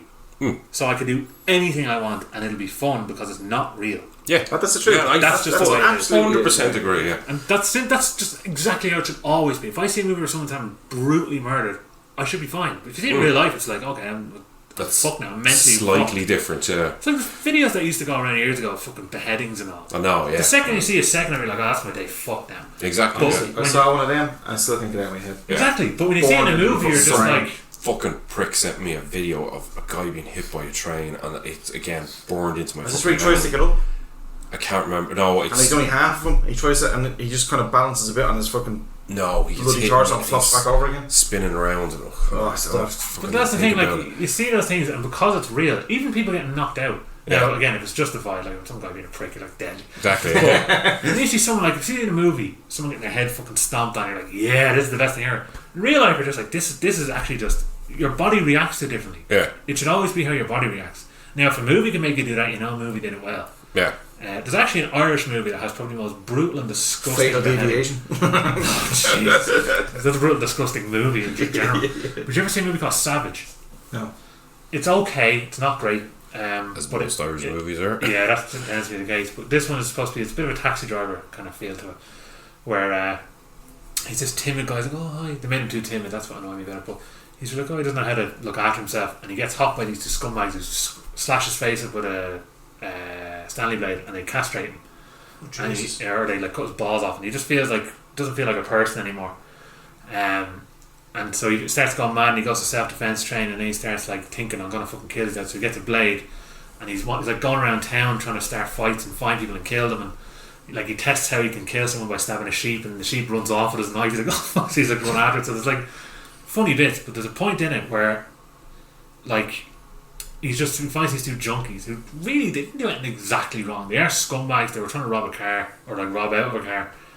They don't deserve to get what they got, but he starts beheading one of them, and because it's Irish, because it's in Dublin, it just felt so real. He's like hacking through, Jesus. And then he trusts him, then he starts twisting his head, then and you can just see all the tendons and shit spurting out. Jesus. And then he starts stepping on it, and it just sounds like paper mache, just wet paper. And I was just like, this is the most heinous thing I've ever seen. Now, whether it be because it's Dublin and because it feels really real, I don't know. But when I was watching it, I was like, I'm getting the same reaction you get if you had seen one of them fucking Nazi beheading videos or whatever they are, terrorist ones. And it's just like, no film has done that except that one, and I think just because it's Irish. Yeah. But again, there was only it's fake. Yeah. And it shouldn't be allowed to do anything. At the end of the day, like there was one film that really made me feel uncomfortable. Really uncomfortable. There's only ever been one, and that was a Serbian film, the Uncut Serbian film. No, I actually think that's a fucking great flick though. I didn't until I realised what it was about. Yeah, the meaning of it makes it stronger. Yeah, but I think in general, the balls of that movie, quite literally, and just the level of depravity. Like that's the thing as well. Like sex, I think gore and depravity can be the same thing. Where sometimes I'm like, this is pointless. It doesn't work. Yeah. It's like, especially you see a lot of these cheap horror films where like some guy like Hellboy did it. Hit someone. They do Hellboy. Yeah, Hellboy. Spades. Hellboy had a lot of pointless stuff, but not in the same way. Like Hell's Ground had a lot of pointless stuff. Like the whole film was pointless. From everything from start to finish. Yeah. Like you see these cheap like gore movies where someone like get an axe in the head, and there just be a close up of just them, and there's all this blood coming out, and I'm like, you just want to show off your effect. Yeah. Whereas if you had him just get hit and then blood spurt and he falls back, you'd be like, oh fuck, and he'd be invested. And you see a lot of these, and they tend to do this movement, this little shoulder gyrate. Oh, I'm dying, and you've enough time to have a close up of the wound because I spent ages fucking working on it. And it's that same kind of thing, depravity. And Serbian film had that depravity, but it had really great technical work on it. Well shot, really well made, well acted. But it's just horrific. Yeah, I'm not really sure I want to watch that. It's rough, but as a father, it was really tough. That's fair. That's totally fair. Really, oh god, it's fucking. On that note, see, I'm not a lazy dad, so I can just. You're just lazy. There was a moment in it, and you probably know which moment. I was like, why am I watching this? Why? And then the sound, I was like, that. No, why am I watching this? The sound's the worst part because it's implied. Even though you see it, it's implied. Because you don't see it, but you know what's happening. But you hear the sound of it as well. Yeah, that's the part that does it. Oh god, it's stuck in my head. I can never ever get that out of my head. Alright, I'm not going to watch that. But I'd honestly give you a warning before watching that. As a dad, I'd say be very careful watching this. No, it'll wreck your fucking day, but it's brilliant. Yeah. But there's a movie I watched called Atroz, which means it's atrocious. That's what it means. It's a fitting title. But it was a Mexican extreme movie. Oh god. And now the movie itself, this won't go well. Is it just nearly a snuff film sort of thing? Is it? No, like it's fake, but like it's found footage kind of. Because there's like this overarching plot of like who's the people in these videos kind of. The problem with the movie is, or what I liked about it is fearless. It does mental disturbing stuff in it. Now, I don't recommend it, it's not great. But like there's a part where it's about these two serial killers, and they find the videos, and the guy gets arrested, and it's just like, oh, we found your collection of videos, here's what you did. And like one of them is they capture this transvestite, and they stab him in the chest, and you see all the collagen spilling out of his fucking tip. They cut his knob off, all this kind of like, it's just mad shit. And then one of them, this guy gets revenge on his fucking family who, like, his dad raped him when he was younger. So he cut his, or who did he do it? He cuts his dad's knob off sticks it on a spike and then rapes his own dad with the arms. Oh, sweet. So like, fucking Christ. Fucking mighty. Because it's a film, that's fucking funny. No, but there's a camera Lord. on the spike, so you see the spike. And there's this fake, shitty, bloody assholes. Jesus Christ.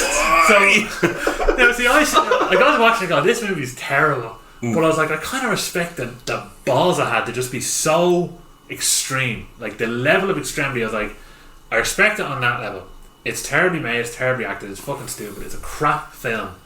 But I have a little bit of respect for it. But it has a knob and a stick. But do you not think it's just like, you know, like when they said about making it, okay, we know we're going to be, this is going to be a shit film, so let's just go extreme for the sake of being extreme. I think they just went for pure extremity. I don't think, I don't, no, I'm not in for that. Like, that has to I'd rather it was a bit, no, that's what I'm saying, like, I respect the level of extremity. Yeah. But imagine that level of extremity like a Serbian film where it's that extreme. But it's in a film as well, but it's the French Connection. Yeah. Do you understand? That's what I mean. Like, that's why I like a Serbian film a lot, is because it is extreme. There's no fucking film that's extreme out there. But it's also really well acted. It's, like, it's a proper mystery film as well. It's the way it all comes comes stuff together. that's going on, yeah. Well, I love the way it's like he basically he wakes up at the end of the movie. And then the whole second half of the film is him trying to figure out what the fuck happened in the first half of the film. They put him on horse tranquil, not horse bull testosterone. Bull testosterone, yeah. What? Yeah. And he just goes fucking. Do you know the plot of the film? No, I don't. I'll tell you the plot without wrecking it for you. Okay. So basically, he's an out of work porn star. This guy, he's got a wife and kid, and he's kind of happily married, and whatever. And he has a brother as well, who's like a scumbag cop who really wants to fuck his wife. He's just a dirtbag.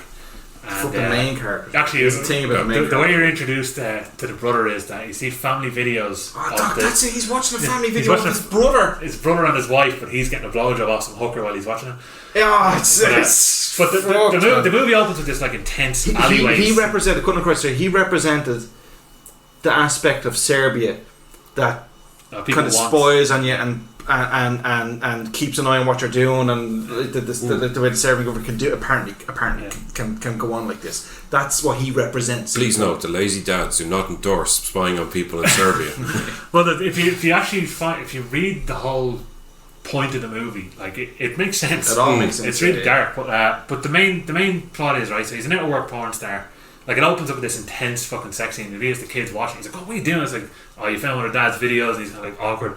But it's no. Well, it's not done as chirpy. Why they do like that? Because you can see him and his wife, him being a porn star, they're like, you know, they're desensitized to sex. Like, it wasn't a big shock for their kid to be sitting there watching it. But then that represents what kids are exposed to in Serbia. Like, it's but like he in a natural environment as such. So he basically is like, they're fucked for money. He's like, I need to fucking get something. He's like half considering going back to the porn world.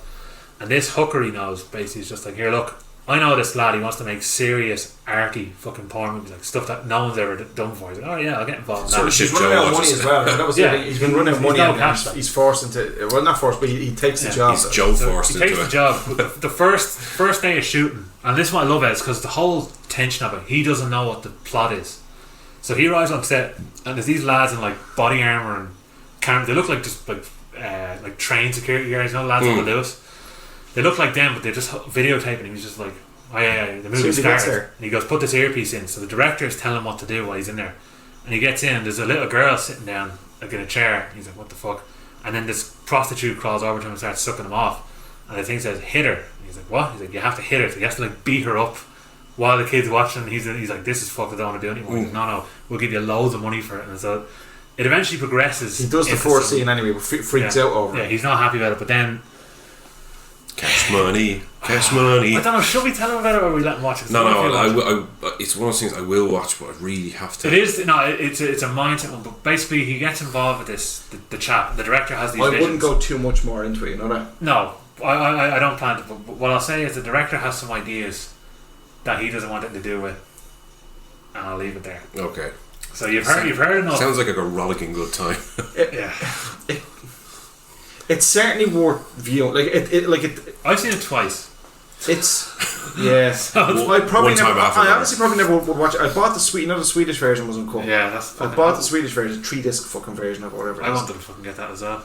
So I have that, and it is definitely but that is as far away from my collection as it can ever get, because I can never have little hands getting that and putting it on by accident or whatever. Like, so that's fucking mild. That's hidden. See, what worries me is that, given the break between episode 1 and episode 2, you told us about your fetishes, and if this makes you feel uncomfortable with that list of fetishes, I don't think I'm going to like it. Just a disclaimer there, I did not give these pair of dopes a list of fetishes. No, you wrote them out. I told them that Helen Mirren's performance in fucking Caligula has inspired you. Has resulted in me. You don't have to go into this. You actually don't have to go into You could have left it there, but now you've exactly, actually set it up now. Set up now, fuck it, yeah. Look, Helen Mirren and fucking Caligula. I'm all in. Did you watch The Night Comes For Us yet, did you? No. Fuck's sake. That was one I actually wanted to mention earlier when you mentioned dragging someone's face on glass through the window. Happens in that. It's done a lot better actually in that one. I can't believe you haven't watched it. That's your fucking list of shit you need to watch tonight. I might watch that tonight actually, because it's on Netflix. You don't know how it'll be on Netflix for it. No, it's a Netflix. It's a Netflix original, film. Oh, is it? Yeah, it'll be there. Yeah. Cool. It's it is like The Raid, as in it's balls to the wall kind of fucking action, isn't it? It is, yeah. But it's crazy. Yeah, good. Yeah, where the Raid is the Raid is great. This is different though. Like it's not as fast or as kinetic. Yeah, the Raid is but the fights are much more gritty in this one. Yeah, that's this is more reliant on really brutal finishers. Yeah. Like the whole film is like Mortal Kombat level violence. but like The Raid is like it's obviously really violent and brutal, but like it's very technical. It's amazing. It's basically showing off Surat, the martial art. Yeah. This is just okay. We're all capable of fighting. Let's just like. I don't want to ruin any of the violence in it. Yeah, just violent. I gotta watch it because a fun violence. Is it gonna be like The Raid where I stop it to actually laugh and cheer? Because that's what exactly what happened. I was at the premiere of The Raid over here with fucking your man Eco from it, and the director, and the director was fucking over the moon because 3 times there was a round of applause throughout the film. I had to pause it. I was sitting here watching it with Downey. I had to actually pause it because the two of us were laughing so hard and enjoying it so much. But not a laughing at. No, it's like whoa, laughing because you're being totally blown away. Oh yeah, and I had to pause it because I was afraid to miss something else. Yeah, that's fair. You know, and then there was one. You're gonna pause a lot then. Yeah, I was very vocal. I watched it on my own, and I literally sounded like I was on a roller coaster. Yeah, you know the bit where I remember one scene that I know there's loads of them, but where your man drops through the floor, next thing about 30 cunts just come and grab him. Yeah. I had to pause it. I was just like, this is the fucking greatest thing I've ever fucking seen. Yeah, it set a fucking high bar for all action. Yeah, really has. Yeah, The Raid 2, I love The Raid 2 as well, but it's a different beast. It's like Terminator and Terminator 2, but kind of in reverse. So Terminator 1 is obviously smaller and Terminator 2 is big scale. But first film was really small, that felt big, but then the second film has like Godfather levels of slow plodding atmospheric storyline before it kicks into the action. So it's like short, like when I compare Terminator and Terminator 2, it's like the first film's quite short, 100 minutes, and the second was a 2.5 hour extravaganza. It's that kind of difference, but it's like Godfather 1 and 2 really. Yeah, because I martial arts. The kind of plot point where it's slowed down in The Raid, you know, where he meets his brother. Yeah. I thought that this is an undercover cop or something. You know, it's a bit cliched. It's like, oh yeah, I'm your brother, but I'm not an undercover cop. I'm still a fucking scumbag. Yeah. I'm like, yeah, no, I like this now. Yeah. It kind of makes their dynamic a bit better, but that's fucking. Have you seen The Raid 2, by the way? No.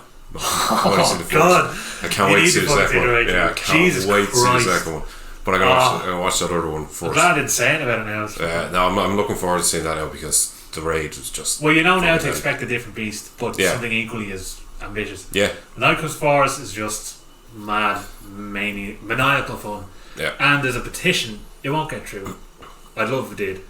But the producers who are making the new Mortal Kombat film, you know the main guy in the Night Comes For Us? Yeah. He's going to be Sub-Zero. Yes. Oh no, Scorpion. He's one of them. One of them. I don't care. He's the lieutenant in The Raid as well. Yeah. He's going to be either Scorpion or Sub-Zero. Oh yeah. In an R-rated Mortal Kombat movie. Yeah. But there's a petition to get Joe Taslim, who made Night Comes For Us, to make it. Oh, to make the Mortal Kombat film? Imagine he fucking Jesus made that. Christ. When you think of the scenes in that film, actually, they could literally be Yeah, when I was guest starred on Phil's podcast there about the movies. Oh, we meant to start talking video- about actually. He guest starred on Phil Better's podcast. Yeah, about video You weren't games. invited. That totally left out. Oh, I went out of my way to make sure Joe wasn't invited. No, but we were talking about Mortal Kombat. I was saying, you know, it'd be great to see something, or he was saying, sorry, it'd be great to see something like that. And yeah, I'm definitely on board for that now. If it's brought out, because I remember the, I don't know if you saw the YouTube series. I saw the Mortal Kombat Rebirth, which I thought was quite cool. Yeah, and that's then they did the series where they kept Michael Jai White and 7 of 9, I can't remember her name. Yeah. But they made this really toned down, tame thing. Wasn't great. They got what's his face back as Shang Tsung though, which I thought was cool. Yeah, yeah. But I just remember watching it going, this is fucking lame. Yeah. This should be fucking. This felt like a crap American action movie. Yeah. And I don't like that. Modern American action movies are very annoying. Yes. Um, Too many sex scenes. Yeah. That was not enough fucking the reason arse raping was with spiky dicks. the reason was they had That's the name of the show. they made the Mortal Kombat Rebirth, and it was realistic. Yeah. And then they kind of said, right, we'll make a web series out of this on YouTube, and then they kind of went, oh, it's a bit too realistic, so let's go back to the fantasy. yeah, because like didn't work. Reptile had like some skin disease. Yes, yeah, And he just became a cannibal. Then you had obviously Scorpion and Sub-Zero were they were whatever they were, or Sub-Zero, like he looked really fucked up. It was like a flash. There's a subliminal image of him. yeah, Johnny Cage, like a hotshot actor still, like he has a fight with Baraka, who's like some scientist who lost his mind and started like implanting blades into his body, and like he's what's that fucking, I don't know what the practice is. You know, you put these like lumps under your head. yeah. Oh yeah, there's a tribe that do that, and they make their skin look like alligator skin. Yeah, it's like that. He looks like that. He's this Brazilian guy. He's got all these lumps and hooks and bones through his nose and all. But he has these like really manky looking, like they've got like dry old brown blood on them, just blades that come out of his arm. And it's just real gritty. Like, have you seen it? No. It's a it's 9-minute very thing. Yeah. It's really well done. It's like they basically made this, and like obviously Jackson Sonya are basically sitting there like, you know, 7 of 9. You're one in Jerry Taylor. Yeah, she's Sonya, and Michael Jai White's Jax, and they're basically interrogating some ninja. And it's just like, okay, so what's the fucking story? Like, you know all these stories about these people. Why is this all connected? It's only a 9-minute thing. It was basically there just to fucking tease the audience, be like, would you be behind this?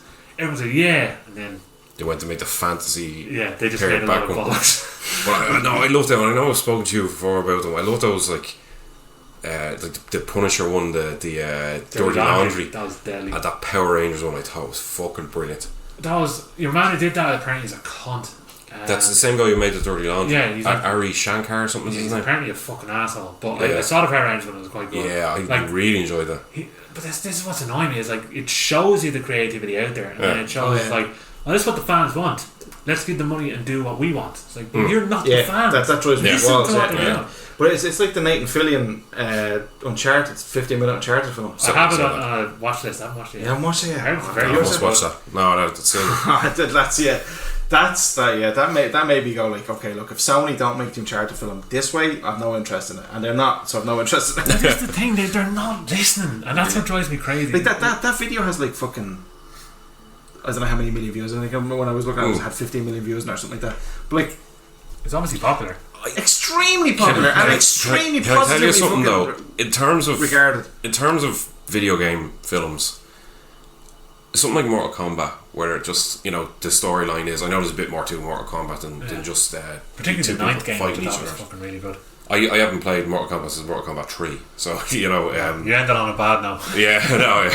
I like Mortal Kombat 3 in the PS1 at home. 4 is cool, and some of the other ones after that were shite, but Mortal Kombat 9 is just like the plot of that game is you start as Liu Kang, but each fight you get into has a cutscene before it, and then that leads into you fighting that person, but then that cutscene will follow the person who lost the fight, and then that leads into their story, and you get to play as every character and fight every character, and it all links together well, and every fatality feels earned then because it's part of the plot. Yeah. And it's just really well done, but it's actually a good plot to it too. It's like the city gets taken over by Outworld and all this, and it's not just we're fighting on an island.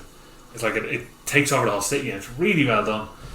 But obviously, as you were saying there, like they never go down that route. They're never going to make a movie that fucking. Yeah, you see, but like if you look at Uncharted, there's what, 4 games? 5 include Lost Continent. Yeah, so there's 5 games. It's a cinematic game in itself. What's the fucking point of making a film about it? That's true. You know, Because they're two different mediums. there are two different mediums, but if you're like the storyline of Uncharted is designed to be played through at a certain pace. So we'll say 20 hours per game, right? I know it's not 20 hours, but so you've what 100 hours of story. Why would you try and cram that into a 2-hour film? If you're making something like Mortal Kombat, where it's essentially, we'll say Street Fighter, probably is more better. Well, watching reference. Star Wars and then playing Battlefront are two completely different things. But that's a video game based on a film. I'm talking the other way around. So if you look at, say, Assassin's Creed, I know there's whatever 15 of them. They make the Michael Fassbender. They make the Michael. Yeah, but they were they were bringing out 2 a year, you know, for a long time. But you look at the Michael Fassbender film, which I haven't seen, and I've only played Assassin's Creed 1, and I got pissed off. Fucking trotting a horse from Jerusalem to Nazareth, you know, fucking shite. Right, I'm out, I'm off, good luck. Why would you make a film about a cinematic game? That's all I gotta say. Whereas something like Street Fighter, where it's just two lads beating each other up. Watch that 15-minute short film of Nathan Fillion, and there's your answer. Well, the reason it's that but good. it looks good. I'm sure it's well produced, and I'm sure the storyline is good. Like, but because you're getting a different, you're getting a different medium. You're getting a different actor, a different character. it should also be a different story, I think. It'll have an hour and a half long story there, so it could be fit into an hour and a half. But when they try to cram the plot of the game into 90 minutes, it's very annoying. And when you were saying earlier, like Mortal Kombat, other than the 9th one, doesn't really have a plot. yeah, So they need to come up with something. And I think like the tournament they already did with the other movie. And I love the first Mortal Kombat movie. I think it's great crack. the music, the intro music, that is just fucking deadly. Yeah. That just changed the fucking game. Resident Evil is a cinematic film, and Resident Evil was amazing. Cinematic game, and Resident Evil film was amazing. No, but in fairness to Resident Evil, they tried to do something a little bit different from the game. And it's reasonably fun. Well, yeah, sure. Yeah. Reasonably fun. I think Resident Evil 1 and 2, I'm okay with them. Yeah, I'm okay. The second movie I gave up when zombies came out of the ground. I was like, this is bollocks. No, you're okay with flying through the fucking the window of the church, right? No, that was worse as well. And then fucking your man roping down out of a helicopter with 2 guns, headshot, and everyone's like, this movie is written by an absolute cunt. Or a 12-year-old, a 12-year-old cunt. Paul W.S. Anderson, everybody.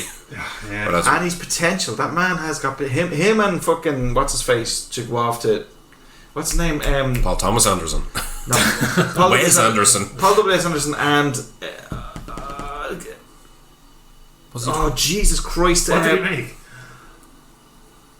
I'm going completely blank. Francis Ford The werewolf film, the fucking film down Neil in Marshall. The cave. Neil Marshall. Yeah. 2 of them should go off the werewolf film and the film Down in the Cave. Why can't they take it? What the Descent and Dog Soldiers? And Jesus Doomsday. Christ! But the 2 of them should go off fucking Korea, teach English for a year, and find themselves, and come back then and make a good film. Yeah, because they're They have so potential. Yeah, they do. Yeah. But if you go about video game movies, probably the best that's out there is Mario Bros. No, I'm not. I'm really talking about this. Just for a split second, I was like, "Oh, does he? Is he? Did I miscalculate?" No, but again, you couldn't even. You were just Kev looking at me Shields. there are 2 good elements of that film. That's Bob Hoskins and Dennis Hopper just fucking hammering it up. Yeah. You know, just. But no, the best is Silent Hill. The Silent Hill movie is actually a very solid. The first one. Is it? Yeah. I've never seen There's it. a scene that I always fucking tell people is when Pyramid Head gets you one to go. Yeah, that is a horrendous scene. Oh my god! After banging the table again, Derek. Sorry, but No, it's actually it's genuinely a fucking really eerie, unnerving, very good horror. Great. Captured a lot of the atmosphere of the first game. I never saw the second. So the second one's apparently shite. It's apparently just horror. Never Is it watched like it. Silent Hill Requiem or something, or Reborn? It actually has a similar name. It does. Retribution or something. Isn't Yeah, it? I remember it being on TV one night. Do you know, I think you won the Borg Queen and you won Sleepwalkers is actually in the first Silent Hill film as well. Is she the leader that It could be either leader of the cult or the mad fucking L one who is the parent of the kid. But see, now a lot of people didn't like the Silent Hill movie because in other way all the kind of the monsters in the games represent things to do with the character. Correct, yeah. This is like Revelation. Revelation. Awful. How do you? But you know what I hate as well? I hate that in America it's called a Raid Redemption. Yeah. Like it's a fucking sequel. I fucking hate them. There was a reason for that. I can't remember why. I don't think it's a good reason, whatever it is. It was something to do with the name. There was another film called The Raid or something. I don't know if any other one's called it. Yeah, neither do I. I think so it was. Yeah, there's too many movies that have the same fucking name. Yeah. You see 20 movies that are called like fucking like The Gift. Yeah, there's Yeah. already Look at loads. Do something new. Yeah, that's a lot of bullshit. It's a lot of But bullshit. then again, that's I don't trust fucking either then. Silent Hill. Metacritic, Rotten Tomatoes, I agree. IMDb can all eat my balls. Silent Hill has a Metacritic that's of 41. myself. Yeah. Exactly, yeah. Like, now, like they can be a bit of a And you guide. should really tell yourself You know- to watch fucking Bone Tomahawk. I watched the film. She is in it. Alice Creed. That's her. Oh, so it is. Crystal Good Bell. memory there. Well, lads, we're going to have to wrap this up. Well, what time are we at 1 hour and 40 minutes for episode 2? for part 2. Jesus Christ. It hasn't felt. What's the 3 hours worth of fucking shite talk out, Kevin? Yeah, exactly. And that's pretty much 2.5 hours of sex talk out, Kevin. Exactly. Yeah, there's a lot of sex talk. So much sex talk. Right, thanks for coming, Kev. No problem. Glad to be the second guest. Yeah. This is actually your fourth. That's it. You, It's your 4th episode, yeah, yeah. this is episode 24. You've been on 1/6 of our episodes. I didn't even answer any questions. Yeah. Nah, you said good banter this You time. po- you I'll pose- fucking question you next time you come. Fucking try it. You posed Yeah. more than you answered. Right, Joe, any final words, you ball bag? Final words? No, not really. Okay, let me have a look at the list and see if there was anything else we wanted to talk about there. Hold on. We didn't get to talk about Tarantino, but what I will say is I thoroughly recommend Once Upon a Time in Hollywood. That's what I meant to talk about. I'm looking forward to it. That's what I meant to talk about. Well, I'm not Once Upon going to a say Time. that. No, Arrow Video, because I usually do a little bit of a shout out to any kind of upcoming fucking releases and stuff when I can and when they're coming out.